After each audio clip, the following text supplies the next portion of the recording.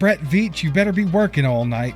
You better bring me a freaking pass rusher in the morning. Former first-round pick, Mozzie Smith, he's been linked to the Chiefs. He's a healthy and active tonight as we're recording this. Might he be a guy we wake up and see tomorrow in a Chiefs uniform? I don't know. And now this video is out, and we all know if it happened or not. So Brett Veach, if you haven't got to work yet, get to work, baby. Get to work. No time off, no rest. Time is running out, Veach. Get it going. Tick, tick, tick. You're listening to All Chiefed Up, the podcast. Chiefs Kingdom ACU crew, welcome back to All Chiefed Up. We're back with another podcast for that ass. It is Tuesday, November the 4th. Mike, when I went to bed last night, I said, Brett Veach, you better be working all night. You better bring me a freaking pass rusher in the morning. And now this video is out, and we all know if it happened or not. We know. And if it hasn't happened, it's going to happen within a few hours. So Brett Veach, if you haven't got to work yet, get to work, baby. Get to work. No time off, no rest. Time is running out, Veach. Get it going. Tick, tick, tick. We don't have time for this. Get us a pass rusher. We've got to have a pass rusher here. I think watching that Bills game the other day, it was won and lost in the trenches. The Bills pass rush got after Mahomes. Yeah. They come out and they played a hell of a game. Look, Jawan Taylor got beat up a few times in the run game. He got beat up a few times in the pass game. Jalen Moore played his worst game he's had at left tackle since filling in for Josh Simmons. He got beat a few times. I want to say he gave up a sack. It just wasn't a good game for the Chiefs offensive line when it comes to protecting Patrick Mahomes. And you could tell it influenced the entire game. Patrick Mahomes had the lowest completion percentage of his career in a game that Josh Allen had the best completion percentage in his career because we could not do that. We couldn't get after him. We couldn't disrupt him. We couldn't stop what him and Joe Brady had crafted all week. And they just come out and they stuck to what works, Steve. They stuck to the run game. That's what they've been winning with. They stuck to what the defense gives them, and they didn't waver. They earned that win, man. There's nothing about that game. Look, I'm tired of Chiefs fans giving the old cope of, you know, vanilla offense. We don't try and we don't do this bullshit. We just got beat. Just go out there and say we got beat. We got outcoached. We were outmanned. We were outmatched. We were outcoached. We got beat. Accept it and move on. Right. Well, you talked about the offensive line having their worst day of the season so far. Well, that's expected when your coach refuses to run the effing football, especially when your starting running back was averaging 7.1 yards per carry at one point in the game, and you went away from it. This Bills defense, they were a little banged up. They didn't have certain guys in there, Oliver and guys like that. They were set up to lose this game on the ground. They could not stop Kareem Hunt no matter what they tried, but it didn't matter. They didn't have to. So, yeah, it was very stressful on our offensive line to try to protect Patrick Mahomes because everyone on that defense knew one thing. They're not running the football. Right. We're going to drop 7 or 8 guys into coverage, and we're going to rush 3 or 4 guys, and you guys pin your ears back and give them offensive linemen hell. You go at that quarterback with reckless abandon because they will not run the football. That's what they dared Andy Reid to do, and he would not do it, and that's how they got their ass beat. It was a snowball effect from there, man. The offensive line struggled, which made Patrick Mahomes struggle, which made everyone struggle. And our defense, they looked like ass cheeks yesterday. Yeah, they did. Look, their defensive line, they beat up on our tackles pretty bad. Again, Greg Rousseau, he had 9 pressures and half a sack on 28 rushes. That's the third most this season. Or that's the most this season and the third most in his entire career. Like, he literally had 6 pressures versus Jawan Taylor on 19 reps. So they just flat out beat us. Bosa looked 5, 6, 7 years younger out there. It was crazy how easy it looked for them and how hard it looked for our pass rush. And people's been on Chris Jones's ass. Look, he's getting a little older. We've not done anything to help Chris Jones at all. Yes, he's getting double and triple teamed, and he used to beat that all the time. I get it. But he is getting a little older. He's getting fatigued. He looks a little more tired. And who can blame him? He's probably frustrated as well. We've got to go out. Brett Veach has got to go out and prove that he can find us a pass rusher that can get after the ball. Because I'm telling you, Mike Dana's not really doing it. Charles Omenihu's not really stepped up. Ashton Gillotte had his best game of the year this week versus the Bills. I want to say PFF had him as the second highest rated rookie pass rusher this week. And it was amazing to watch him line up over Connor McGovern, who's their center. They had Ashton Gillotte in the zero technique, lining straight up on a center, and he was driving them back. And then he just throws them off, and he helps George Karlaftis get that sack on Josh Allen when he tried to escape the pocket. And he ended up finishing with a 76.2 PFF grade behind Jalen Walker. That was the only other rookie edge rusher from Atlanta. And that leads me to believe this, Steve. Atlanta's got a couple pass rushers that Brett Veach maybe should go look at. We talked about this on yesterday's live Q&A. They've got Arnold Ebiketie over there that was drafted by the previous administration. And then we also threw out another name, Lucas Van Ness. Lucas Van Ness is another guy that Brett Veach probably needs to be kicking the tires on here. Absolutely. You just add them in there with a lot of the other guys that this fan base has been talking about, like Calais Campbell and Jermaine Johnson, who the Jets are willing to deal away, and a lot of other guys that could help us out. Now, there's no one out there that I feel like is going to move the needle a whole lot that we would be able to obtain. But there's someone out there that can absolutely help clean up some of the pressure that George Karlaftis and Chris Jones are able to get. There's got to be someone on the other side. There just has to be. And right now, I don't think it would take a whole lot to kind of step that up on our defensive line because, like you said, Mike Dana, Charles Omenihu not getting the job done. That's just all there is to it. So I think they definitely got to find something. And Mike, you talked about the defensive line was able to get a lot of pressure on Patrick Mahomes, and ours was not able to get pressure on Josh Allen. Obvious reasons for that, right? I mean, Buffalo, they kept handing the rock to James Cook. Whether it worked great or not, they stuck to it, and the Chiefs had to respect it. They couldn't pin their ears back and go after Josh Allen. The only time they ever got much pressure on him was when they blitzed. That's really it, because they had to account for James Cook. There were plays where our guys actually didn't do that and over-pursued. We saw that a few times.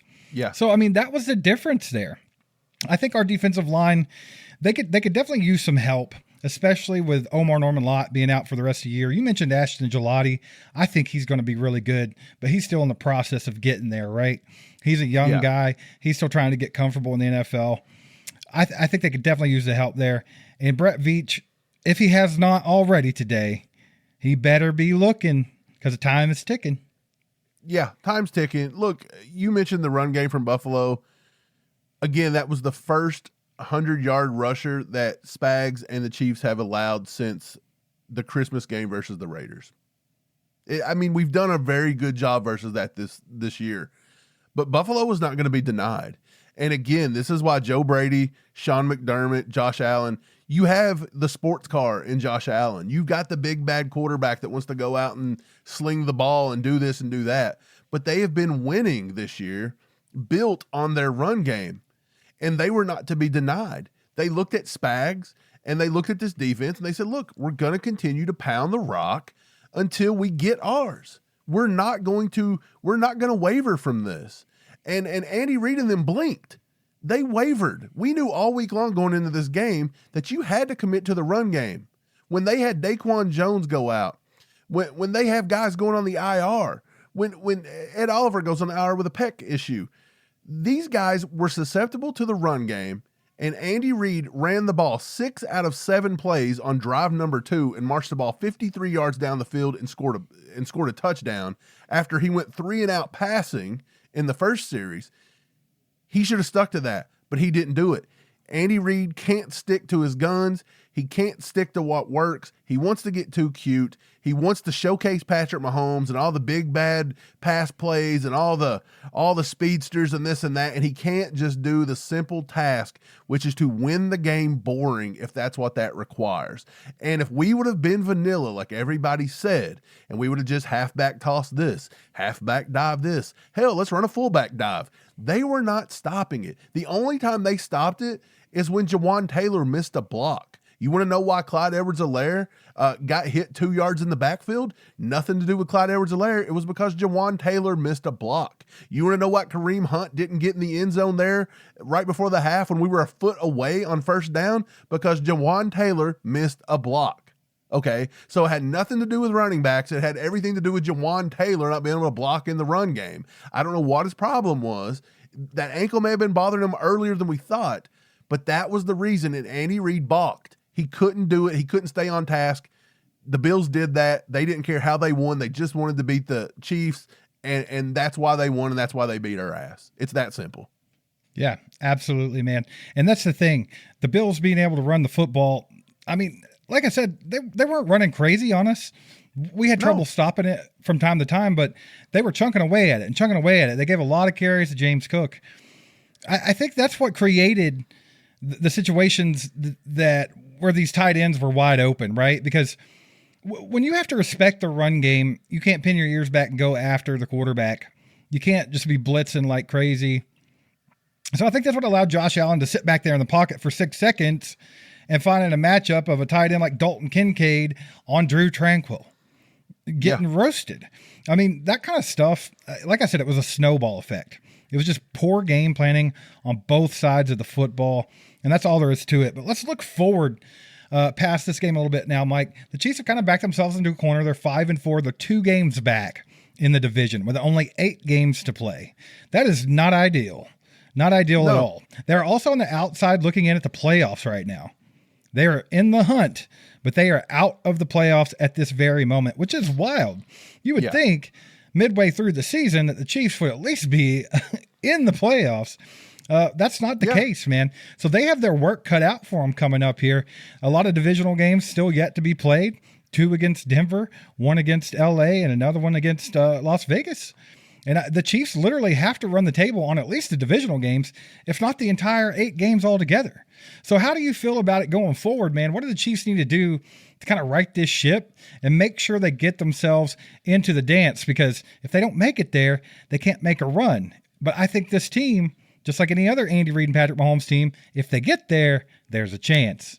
Football season is in full swing. We're proud to say that All Chiefed Up has teamed with DraftKings Sportsbook to bring you the best ways to get in on the action this NFL season. DraftKings Sportsbook has industry-leading live betting market availability, meaning their odds update dynamically as the game unfolds, keeping you right in the middle of the most relevant storylines in real time. It takes your fan experience to the next level. And when it comes to betting on touchdowns, DraftKings has you covered with all your favorite options, including first touchdown scorer. So make no mistake about it, DraftKings Sportsbook has all your favorite ways to bet touchdowns this NFL season. For this week's matchups, I'm eyeing some interesting lines, like over-under on total touchdowns for our favorite multi-talented tight end. Plus, maybe even checking out the odds for first touchdown scorer in that high-scoring rivalry between barbecue versus chicken wings. Get in on the action and sign up using our promo code ACU. With DraftKings Sportsbook, the crowd is yours.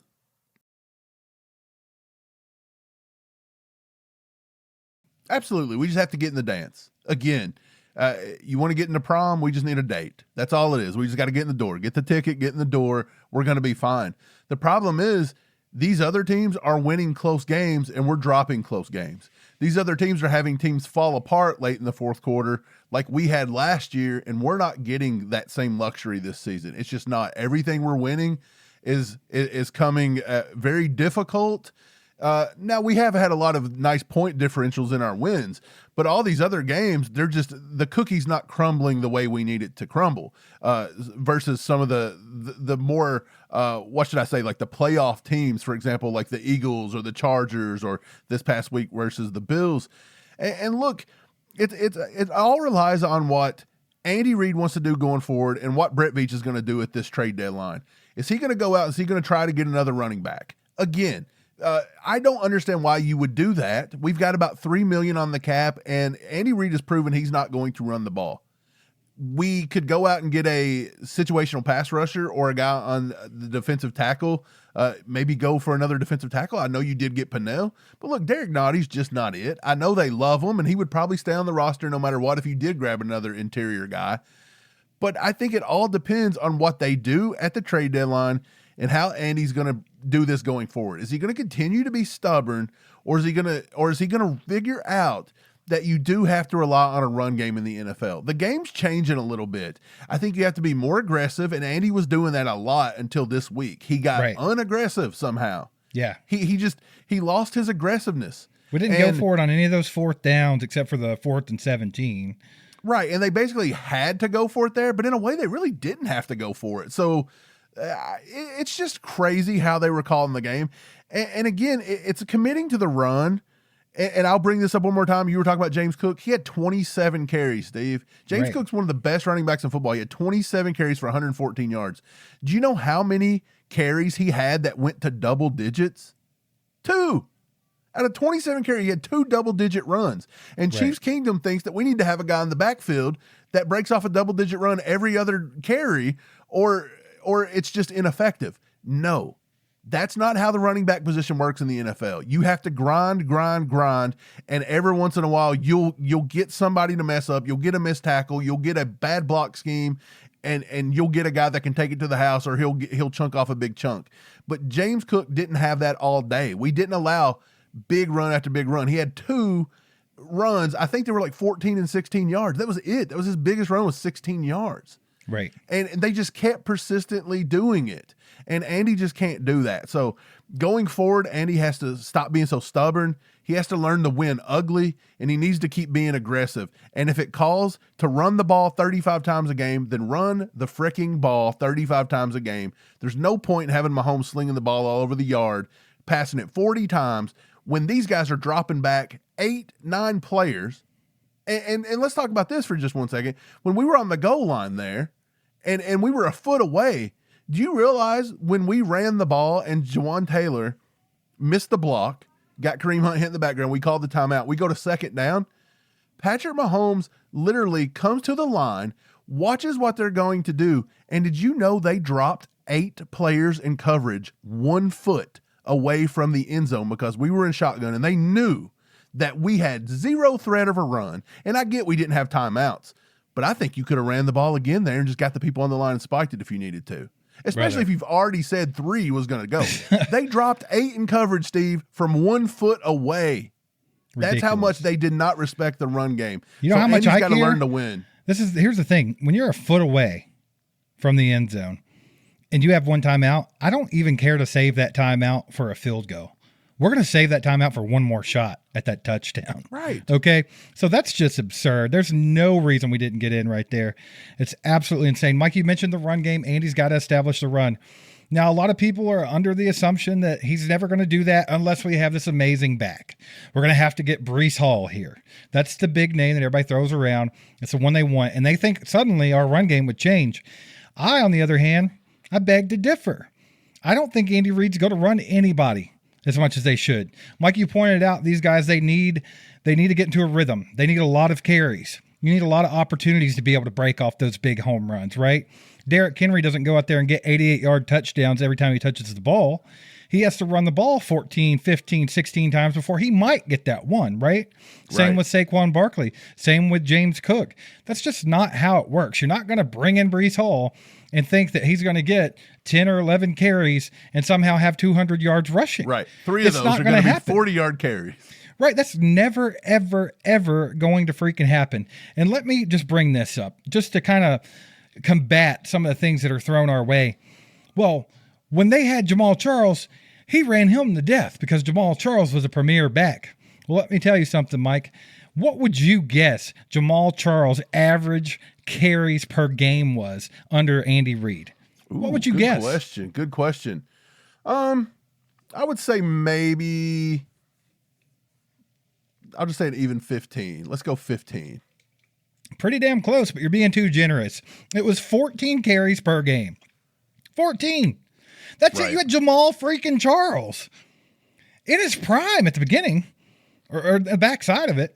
Well, the other caveat of that is 14 times. Right. The other caveat of that is you don't have the weapons on the offense that surrounded him. Like Jamal Charles did not have that. You had a quarterback that wasn't Patrick Mahomes. So Andy sees all these toys, and do you think even with Jamal Charles being the focal point, he couldn't even get him over 14 carries a game? So with all these shiny toys in Patrick Mahomes, you're not going to let Breece Hall become suddenly the focal point. That was literally with Alex Smith and Jeremy Maclin. You know what I'm saying? Like, it wasn't like we had an amazing offense. And here's the thing, man. We've said time and time again, we just want to see 20 carries total amongst our running backs. And that makes the Chiefs' chances of winning that football game go up tremendously. I mean, a lot. And we can't even get there with running back by committee. We can't even get to 20 carries sometimes because Andy is just too damn stubborn. So that's what I'm saying. It doesn't matter who we get here or who we have as a running back. If they're not used, it doesn't freaking matter. It could be Barry Sanders himself. If he only gets 10 carries a game, he's probably not going to do that good. I totally agree. I have no qualms with anything you just said. I fully agree with that. If Jim Brown was in the backfield, if Eddie George was in the backfield, you name it, Le'Veon Bell in his prime, doesn't matter. These guys are not just going to chunk off big play after big play. For one, we run a zone blocking scheme that requires our offensive line to have to make all these crazy reach blocks that they just get beat on over and over. The plays take so long to develop. Not only did he run out of shotgun from 1 foot away, but they ran a crazy inside zone scheme where Jawan Taylor had to cut across and get Trey Smith's guy because Trey Smith was going to a linebacker. Why are you trying to get to a linebacker when you need 1 yard? Like not even a yard, it was a foot. Anyone just with a shred of football IQ Why can't we just run a damn quarterback sneak? Dude, anybody with a shred of football IQ knows that if he would have went up there, got under center, and hand Kareem Hunt that football, that was a touchdown. Do you know what they should have done? Here's exactly what I would have done. On the play they ran, you had 2 or 3 wide receivers outside of the tackle box, and it didn't matter what they did. It didn't affect the play. Like, their guy was not worried about what they were doing. The Bills had 2 or 3 guys on that right side. Kelsey was trying to block 2 and 3 guys by himself, and he just got mowed over. Jawan Taylor got mowed over, and they hit Kareem Hunt in the backfield. Oh, yeah, right off the rip. I'm getting that leather and tobacco vibe and that bourbon vanilla. This stuff right here, straight fire, baby. You work hard, you play hard, and we know Chiefs Kingdom cheers hard. And when you do that, it's obvious you work up a little stank. I mean, come on. We're stinky humans who survive on barbecue and Patrick Mahomes highlights. But you don't always want to be at musty level 10. We don't. We're trying to smell nice. And for us, it's this right here, Mando, baby. You wake up, you shower, you start your day, but eventually you start to get a little, ripe. You catch a whiff and you just pray nobody else is offended by your stank bubble. You don't have to walk around smelling like Bigfoot's Grab yourself some Mando full body deodorant or some Mando whole body deodorant spray. They even have whole body deodorant cream. You have no reason to stink. We absolutely love Mando, and that's why we partnered with them to bring their goodness to you. Look, we're super big into fragrances and colognes, and this stuff smells fantastic. This is bourbon leather, and it smells incredible. There's so many reasons to love it. It's safe to use for your pits, to your balls, to your big old disgusting filthy feet. It was created by an actual doctor who wanted to stop the misdiagnosis and mistreatment of odors. Mando is clinically proven to block odor all day and control odor for up to 72 hours. And no, that doesn't mean you can be a degenerate piece of and not shower for real. It helps with odor. It doesn't perform miracles. There's 4 scents. This bourbon leather here is fantastic. They also have Clover Woods, Mount Fuji, and Pro Sport scent. So do you want to try America's #1 whole body deodorant formula? Of course you do. You can find them at Walmart, Target, and other retailers across the country. But for the best deals, go to shopmando.com. You can pick up a Mando starter pack. It's absolutely perfect for new customers. It comes with a solid stick deodorant, cream tube deodorant, 2 free products of your choice like a mini body wash or deodorant wipes, and you get free shipping. Free shipping is huge. I've been known not to order $100 worth of stuff because I didn't want to pay $10 for shipping. And if you don't love it, they'll give you a full refund up to 60 days later. That's how confident Mando is that your balls won't stink. Smell fresher, stay drier, and boost your confidence head to toe with Mando. Why in the hell can they not, on that 1 foot, can they not throw in a package where you know it's coming? Let's do a package where we QB sneak. Put Gardner Minshew in and let Patrick Mahomes stand in the backfield with 2 quarterbacks like they did versus the Raiders. I think it was the Raiders anyway. But you put 2 quarterbacks in, let Gardner Minshew get under and take the snap. Have Mahomes come out and just set in shotgun and have Kelsey run across the middle and stop and take the snap and push forward. Kelsey can run a QB sneak. He was a QB. We've done that a million times back in the day. Just do it. Just do something. Let Kareem Hunt just take it. You would have been better off having a wildcat with Rashee Rice taking a direct snap again than the play they called there. Yeah, it was terrible. The fact that Patrick Mahomes is still not given the ability to audible out of stuff like this, it blows my mind. that he can come and to the line and see all this. if he does have that ability, then he's not. I never see him do it. I don't think I've ever seen Patrick Mahomes audible a play. I could be wrong. Maybe he's doing it silently somehow, but I don't usually ever see it. Like, it's nothing like you used to see from like Peyton Manning. Absolutely. Guys, appreciate you all being here with us today. Do us a favor, if you're watching on YouTube, hit that like button. Help this get out to more people. Share it with your friends and family. If you're watching on X or Facebook or whatever, do the same thing. And if you're listening on Spotify or Apple Podcasts, you can give us a 5-star review, write some kind words. Mike, like I said, they have their backs against the wall going forward here. So here's the thing that comforts me just a little bit. I still think this team has a very high ceiling. I think they are the most talented team in the Patrick Mahomes era.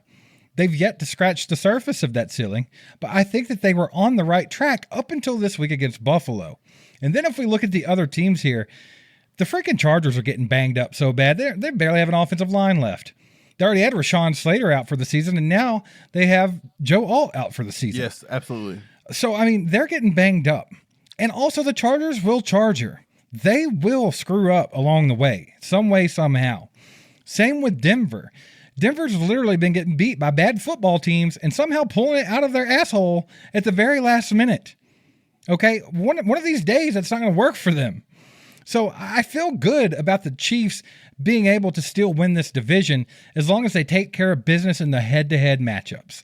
If they could take the Donkeys down twice and they could take the Chargers down and take down Vegas one more time, I feel really, really good about the Chiefs' chances of winning this division because I truly believe that all of those teams are going to drop games. At some point, they have to drop some games. I just don't see Denver running the table from here out. They're 7-2. There's no way. Well, I'll say this. They should have almost lost every game they've been in. That's what I'm saying. And there's been bad teams and they found a way to win. But it also is a saying that good teams find a way to win close games. And at least they've been doing that. Was it even a close game? They were getting blown out and scored 33 points in one quarter, dude. That may make it more impressive, actually. Yeah, that's crazy, though. Yeah, it's pretty wild. That's more points than they scored the rest of the season combined. Yeah, again, I'm going to go back to the trade deadline. I think that we have to do something to improve this pass rush. We just have to do it. I'm not worried about the running back, but you've seen the Eagles go out and get Jalen Phillips. We had talked about going and getting him. They give up a 3rd-round pick for him. Like, that is insane. Where was Brett Veach on that? Like, I would have gladly done that. The Titans went out today. Like, we are big friends with Borgonzi in the Titans front office, and they just traded a pass rusher, Draymond Jones, to the Ravens. The Ravens are still buyers. Okay, they're still buyers. They're not giving up on nothing. So they're buying. They send a conditional 5th-round pick to a pass rusher that would come in and instantly be our 2nd, 3rd best guy. Do you find it odd, though, that they traded away Odafe and then turned around and tried to obtain more pass rush? It is crazy. But look, the Jets right now are saying they're getting calls about Jermaine Johnson. You've got the Bengals saying that Hendrickson is on the trade block and they want a 1st-round pick. Again, I don't think they're going to trade with us. They're trying to get rid of, all these guys. There's so many guys out there. We just had Jordan Schultz reporting tonight. While we're recording this, that former 1st-round pick, Mozzie Smith, he's been linked to the Chiefs. He's a healthy and active tonight as we're recording this, and they think he is in the trade market for tomorrow. Might he be a guy we wake up and see tomorrow in a Chiefs uniform? I don't know, but Brett Veach does have to do something. I think if Brett Veach sits on his hands right now and he does not do anything and he relies on this defensive line, I think that's a miscalculation here because I feel like they are already tired and worn out by week 9 going into the bye week. I really do. I think that Omar Norman-Lott getting injured has now put a big damper on this rotation. I feel like Ashton Gillotte, although he is developing, he's a little undersized, and so he is very situational. Now, again, he went up and played a zero tech and beat a center playing nose tackle. So he can do it. But the thing is you can't rely on it to be all the time. He's still just a rookie learning. And so Chris Jones is by himself. George Karlaftis, we're not seeing Omenihu paying out this year. He's just not doing it. And Mike Dana's not having the greatest of years so far either. But we're just not seeing all that QB pressure that we're used to seeing. We're having to get creative and send guys, and Spags is having to do stuff. And look, Spags is just, in my opinion, Spags is hampered with Chamari Connor blindness at the moment. It's been a detriment to this team. You have to wonder too if Bossa is going to get any snaps in the second half of the season going forward, because our linebackers literally cannot cover half the time. So you've got so many problems there that needs to be addressed. And look, that's what the Bills do. The Bills come out every year. They put together a perfect game plan. They kick the shit out of us. And then going forward, Andy Reid has till we get to the playoffs to correct the problems that they exposed and add some new wrinkles, right? This is what happens every year. It's like clockwork. But you've got to be able to add some pass rush here. I'm telling you, I think that is going to be a vital misstep by Brett Veach if he does not go out and add to the pass rush right now. I really do. I think we could be looking back and being like, they wasted a nice little, a nice team. This is a nice team, man. It's a really good team. And obviously they haven't got to where they need to be yet, but I really do feel like they're a good team and they could be something special. They just got to get the burners on and get going. Like, and you know, it sucks that you see like the coaching staff kind of hindering that sometimes, like in the Buffalo game and things like that, or maybe the personnel's just not all the way there. Like you're talking about in the defensive line.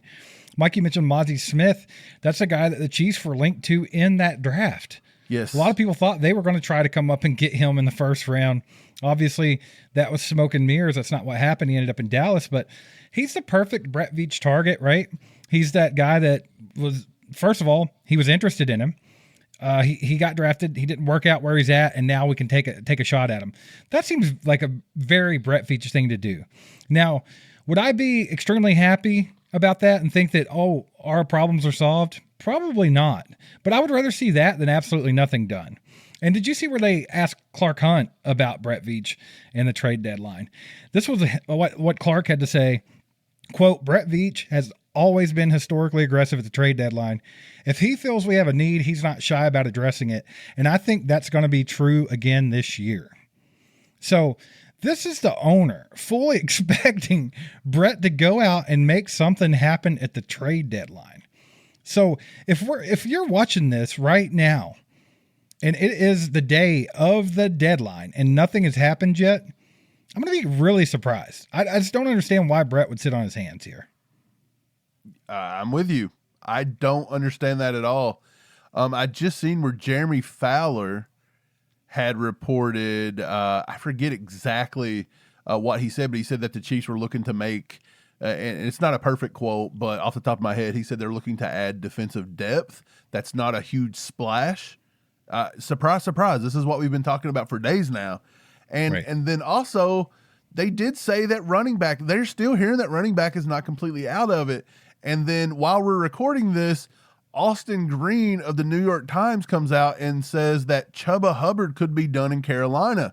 That is a running back that has been rumored to be on the trade block, and people have linked him to Kansas City. Could that be a sign that maybe Brett Veach is sniffing around Chuba Hubbard? Could that be somebody that we wake up to tomorrow? I don't know. But again, Chuba Hubbard is not, Alvin Kamara, right? Chuba Hubbard is not Breece Hall. So does Chuba Hubbard move the needle for Chiefs Kingdom? Are they going to get horned up for Chuba Hubbard? Are they going to have a Chuba for Hubba? I don't think so. No, they're not getting the Chubb for that. Why would you? Chubb for Chuba. Not going to happen. See the T-shirts. Mike, I just want to point out a couple more things about the game with the Buffalo Bills. Did you know that Rex Ryan himself, he actually said that the Bills were built to beat the Kansas City Chiefs. That's all they've been building their team for over all these years, is to beat the Chiefs. We've said this. He said, that's why I took the Bills to win this game, because I know Kansas City is not going to run the football. Buffalo can't stop a nosebleed when you run the ball, but I know they won't run it. It's pretty bad when it's that obvious, right? It's pretty bad when it's that obvious. You said Rex Ryan said that? Yeah. A historically horrible coach. Dude, even he knew. That couldn't win in this league, but yet he would have figured out a way to beat Andy Reid because he would have built the team just like this. Right. He was building teams in the AFC East. Right. So, I mean, I don't know if Brett Veach decides to go out and just do defensive line or defensive players, defensive depth, however you want to put it, or if he does decide to go out and get some help at the running back position, because obviously they're not happy with Elijah Mitchell. I mean, they had Clyde Edwards-Helaire in there. It took two carries. Elijah Mitchell, a healthy scratch, which is weird because he's on the 53-man roster and Clyde was not. So it's just very confusing. Now, we don't know. Obviously, Isaiah Pacheco's going to be touch and go with the MCL sprain, but I do think he'll be back here in a few weeks, probably playing a little bit. So not super worried about that. But one thing that is a positive for the Chiefs, Mike, that we already know has happened is that Josh Simmons returned to the team facilities after missing the last 4 games to tend to a personal family matter. It's about damn time, baby. We needed him back, man, especially in this last game against Buffalo. You saw Juwan Taylor go down with an injury. You saw Kingsley Suamataia go down with an injury. You're at a certain point to where, guys, if we're missing people, Wanye Morris is starting at tackle, which is wild. We're at a point to where if, Kingsley can't roll, or like Trey Smith couldn't last week, you got Mike Caliendo in there, which people are not happy with either. So it's very vital that we got Josh Simmons back at this point. Hopefully he can get back into football shape, be ready to go by the time this bye week is over. And we can at least have a full strength offensive line going forward to make this run. So that's some good news in our favor. Yeah, I agree. I do agree. They're saying that the Chiefs could be sellers at this trade deadline when you're watching tomorrow, and they said that cornerback depth could be a big thing that we unload. So get rid of Christian Fulton, bro. He's not even playing. If you're going to unload there, I do believe you need to make some moves on the opposite end. And look, it's been rumored that the Commanders are trying to maybe get rid of Nick Allegretti. Do you bring him back into the fold here? They're also talking about the tackle that we let go that went to the Commanders as well. The name slips my head right now. Andrew Wiley. Thank you. Somebody would have let me know in the chat. But look, Andrew Wiley is also being rumored. If you were Brett Veach, would you kick the tires on maybe sending something out to them and maybe seeing if you could get something out of Wanye at the trade deadline? Like, I think the Wanye experiment might be over in Kansas City as well. Thank God. That one needs to be over. I just don't think Wanye has. Do you think you can get anything from Wanye? I mean, at least like a 7th-round pick swap. Maybe. It would be something very small. With a hole in it?